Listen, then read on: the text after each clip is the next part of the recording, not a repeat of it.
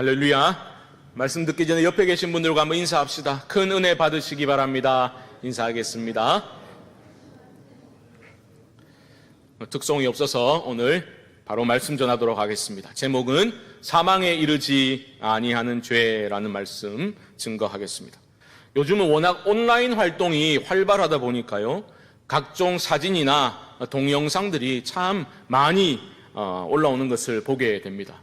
그러니까 그것들을 보다 보니 제목을 정하는 것이 정말 중요하겠구나, 그런 생각을 하게 됩니다. 너무 많은 영상물들이 쏟아져 나오니까 그 제목으로 확 휘어잡아야지, 그렇죠? 관심을 확 끄는 그런 제목을 정하는 게 정말 중요하다 싶습니다. 얼마 전에 저는 참 제목 잘 정했네, 기발하네 라고 생각되어졌던 그런 영상이 하나 있었습니다. 걷기가 얼마나 건강에 좋은가, 그것을 다룬 짧은 동영상이었는데요. 그 제목이 무엇이었을까요? 그 걷기의 중요성 이라면 너무 재미없고, 제목은 이러하였습니다. 걸음아 날 살려라. 괜찮지 않습니까? 뭘 잘못했길래 도망가는 공, 이래 생각하시는 분들은 예, 마치고 저를 찾아오시기 바랍니다. 걸음아 날 살려라. 괜찮죠? 사실 설교 제목을 정하는 것도 쉬운 일은 아닙니다. 적어도 저에게는 그렇습니다. 이 설교 제목이 좀 이제 눈에 확 들어와야지 우리 성도님들이 집중해서 설교를 들을 수 있지 않겠나, 그런 마음이 있어서 설교 제목을 정하는 것도 저에게는 꽤 어려운 일입니다.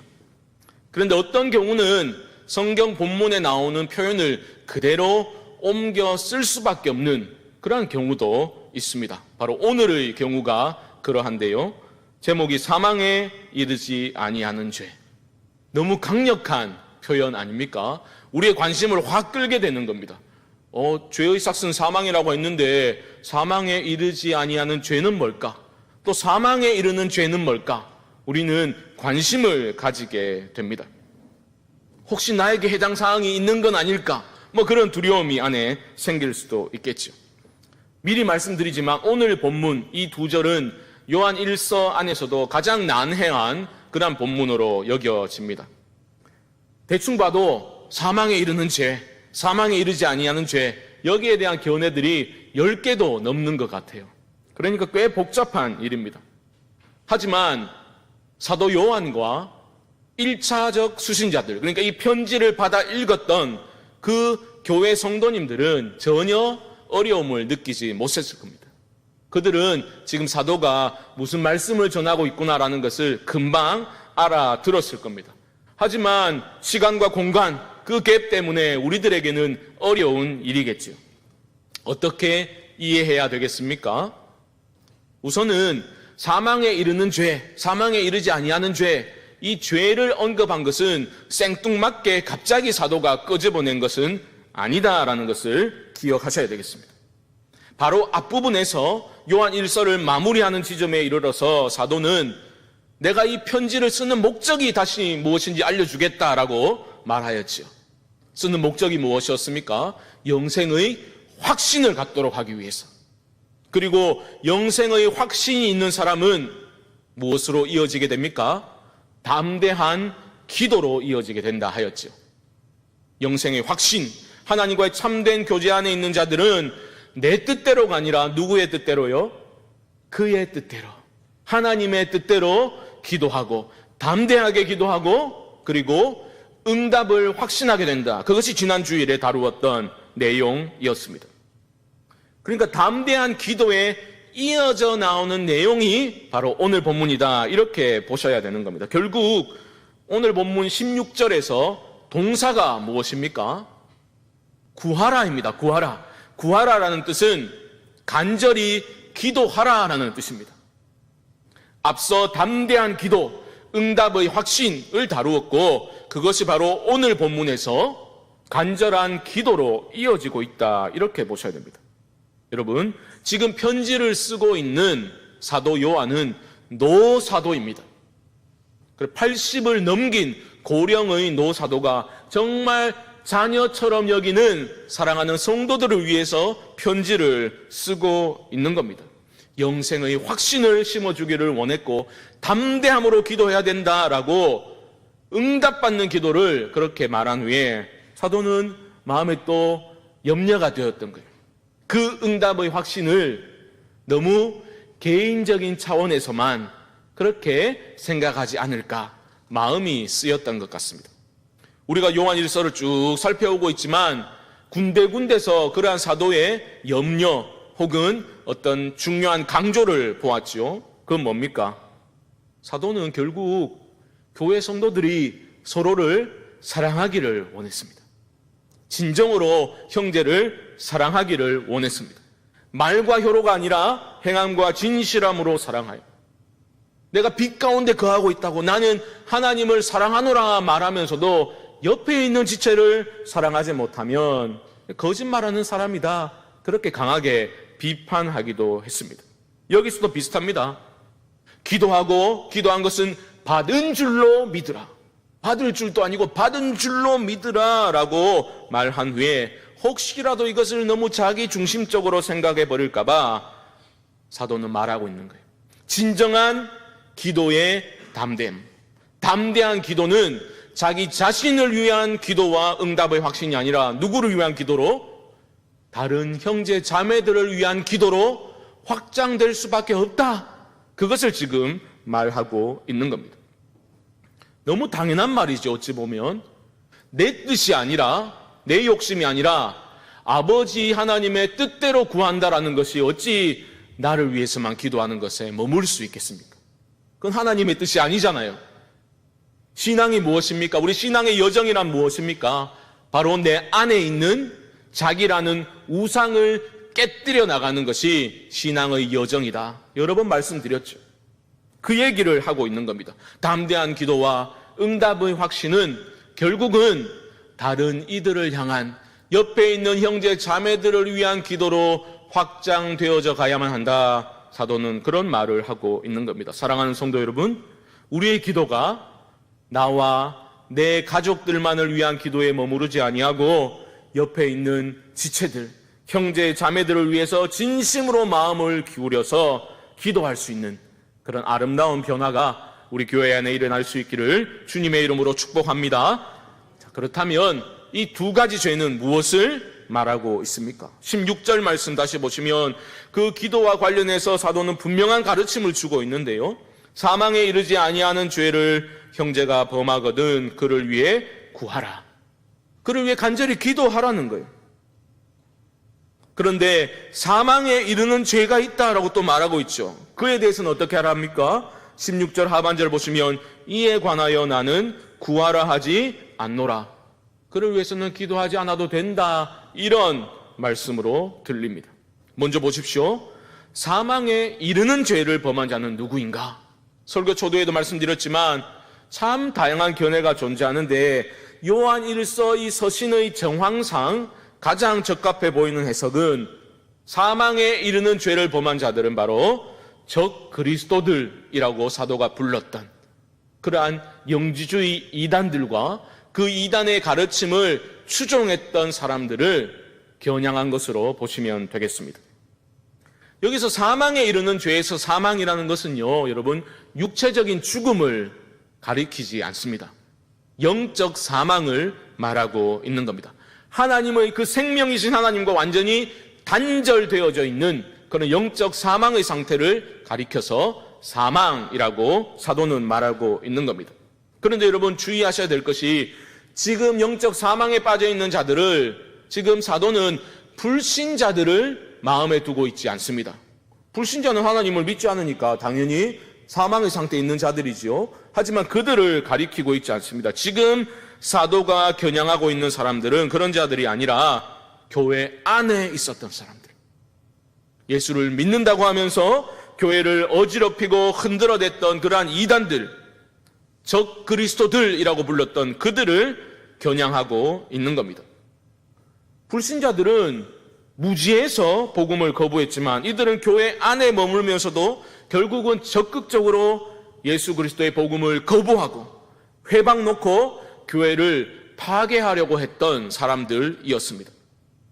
이와 유사한 상황을 히브리서 기자는 히브리서 6장에서 이렇게 설명하고 있는데요. 한번 보여주시죠. 히브리서 6장 4절로 6절의 말씀 제가 한번 읽겠습니다. 잘 보십시오. 한번 빛을 받고 하늘의 은사를 맛보고 성령에 참여한 바 되고 하나님의 선한 말씀과 내세의 능력을 맛보고도 타락한 자들은 다시 새롭게 하여 회개하게 할 수 없나니 이는 그들이 하나님의 아들을 다시 십자가에 못 박아 드러내놓고 욕되게 함이라. 참 어려운 말씀입니다. 하지만 지금 히브리서 기자는 불신자들을 겨냥한 것이 아니라 배교자들을 비판하고 있다. 이것은 분명해 보입니다. 오늘 본문에서 사도 요한도 지금 사망에 이르는 죄를 범한 사람들을 위해서 간구하라고 내가 말하지는 않을게 라고 하는 말은 바로 이런 맥락입니다. 사도는 지금 어떤 죄에 대한 이론을 강의하고 있는 게 아니라 교회가 너무나 어려운 상황을 겪고 있었는데 거기에 대한 문제에 대한 목회적인 답변을 주고 있는 겁니다. 교회를 파괴하려고 했던 자들은 복음을 안다고 주장했던 사람이에요. 성령을 소유하였다고, 심지어 심오한 영적 지식을 가지고 있다라고 말했던 사람들이었지만 사도가 보기에는 그들은 예수가 하나님의 아들이요 참 구원자 그리스도이심을 부인하고 비방하고 조롱했던 적 그리스도일 뿐이었다. 사도는 지금 그 말을 하고 있는 겁니다. 정리해보면 사도는 지금 죄의 종류가 무엇인지에 대해서 1차적인 관심을 두고 있는 게 아닙니다. 그들을 위해서 기도하라고 말하진 않겠다라고 하는 말도 어떤 복잡한 구원론의 바탕을 두고 한 말이 아니라는 겁니다. 지금 사도는 그들과 우리 사이에 분명한 선을 긋는 작업을 하고 있는 겁니다. 목회적인 차원에서 그렇게 하고 있는 거예요. 그럼 제가 예를 한번 들어보겠습니다. 만약 우리 교회 성광교회 안에서 함께 신앙생활을 하다가 어느 순간 신천지에 미혹되어서 교회를 떠났다.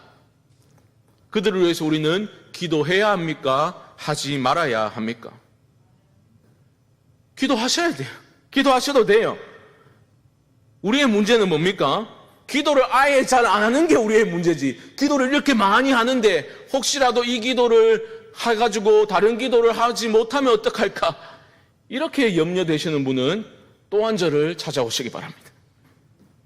기도를 안 해서 문제지 기도를 많이 하는데 이것까지 하면 어떡할까? 그렇게 염려하는 분들이 누가 계시겠습니까? 이단에 빠진 이들을 위해서도 기도하셔야 됩니다. 그것이 하나님이 정하신 뜻을 거스르는 행동도 아닙니다. 물론 성경 안에는 이단에 대해서 어떻게 대하라고 분명히 선을 긋는 그런 말씀도 있지만 지금 사도는 그 말을 하고 있는 게 아니라는 겁니다.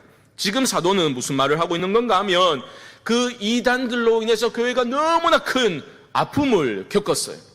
그리고 교회 안에 믿음을 지키며 남아있던 성도들 중에는 여전히 혼란스러움을 경험하고 있는 자들이 있었다라는 겁니다. 그래서 지금 사도는 그들을 향해서 너희가 참된 성도다 이 말을 계속하고 있는 거예요. 너희가 하나님 편에 서 있는 하나님의 자녀고 복음의 편에 서 있음을 확신해야 한다.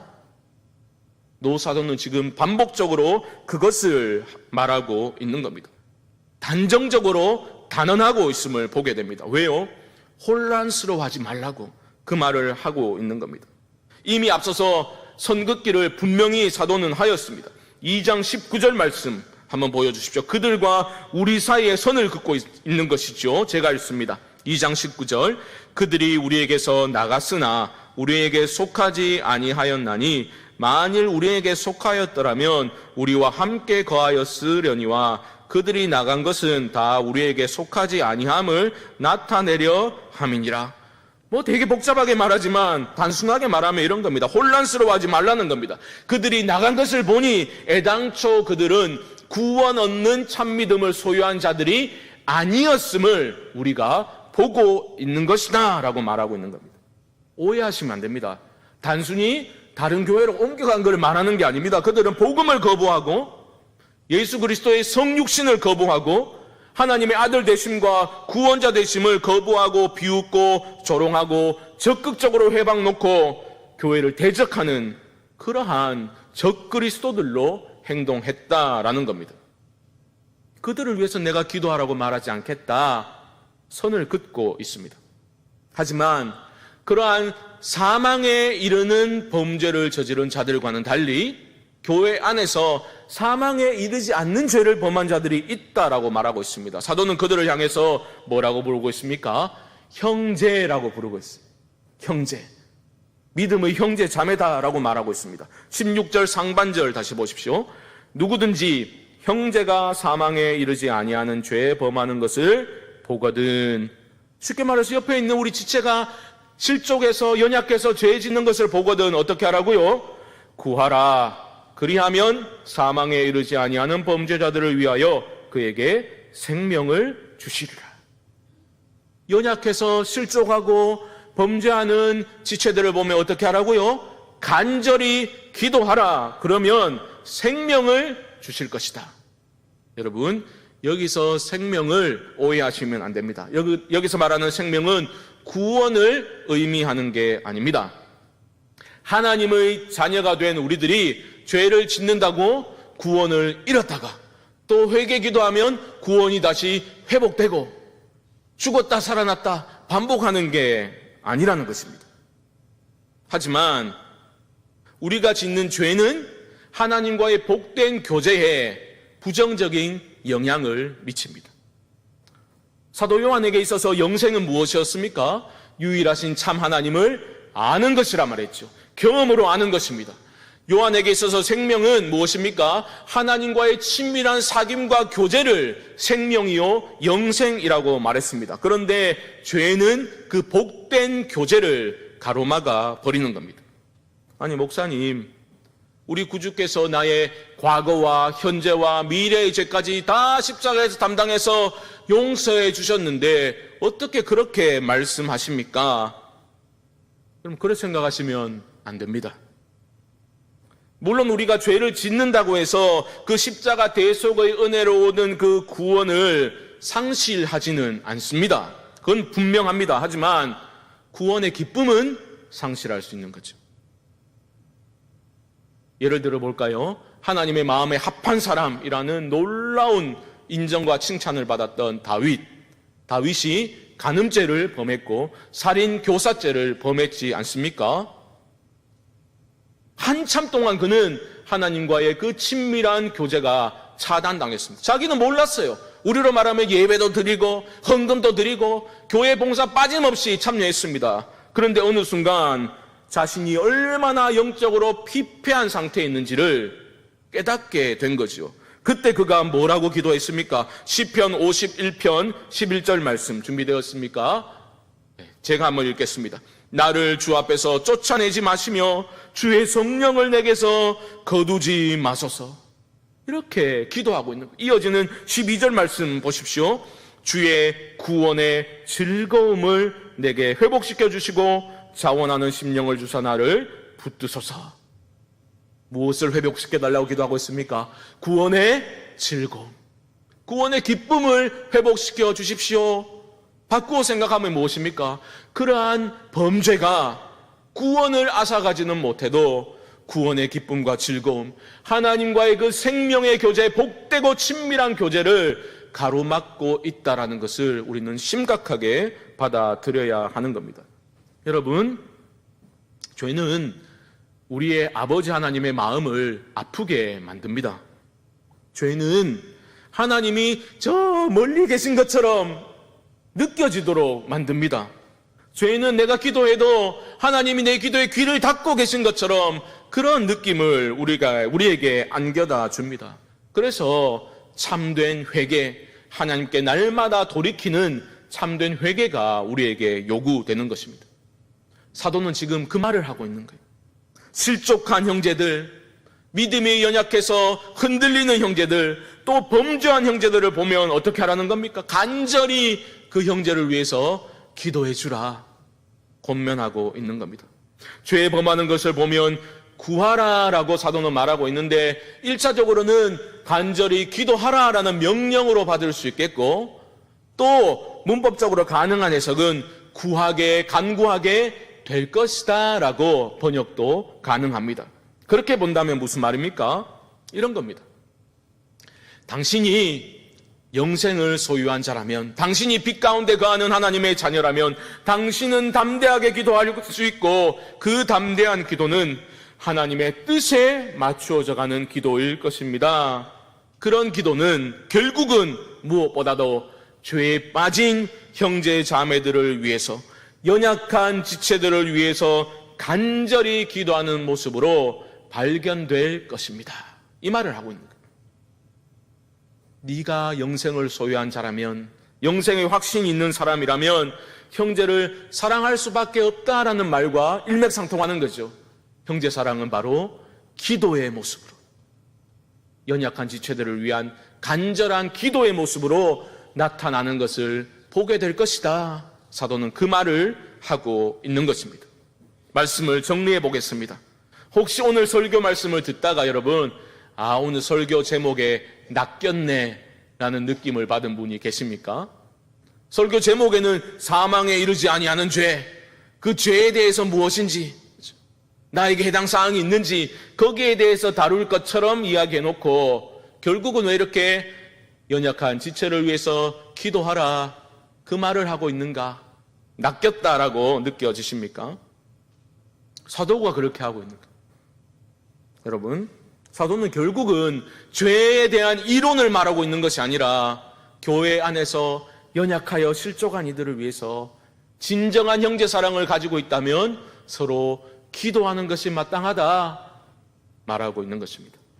지난 화요일에 노회가 있었습니다. 강도사 인허식과 목사 안수식이 있었습니다. 한 연세 지긋하신 은퇴 목사님께서 목사 안수를 받게 될 그 젊은 그 사역자들을 앞에 두고서 권면의 말씀을 주셨습니다. 만약에 예수님께서 자신에게 나타나셔서 이름을 부르시며 네가 무엇을 그렇게 간절히 원하냐 한 가지만 물으신다면 뭐라고 대답할까? 계속해서 고민해 보셨다는 거예요.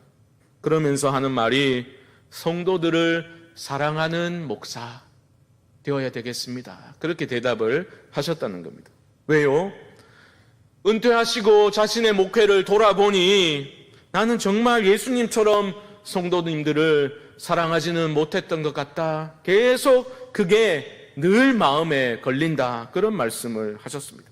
그리고 그 젊은 목사가 될 사람들에게 이렇게 말하는 거예요. 여러분들이 이제 교회에 가서 목사로서 사역하게 될 터인데 당신네들 부모님들보다도 더 연세 지긋하신 성도님들도 목사님 사랑을 받고 싶어 한다.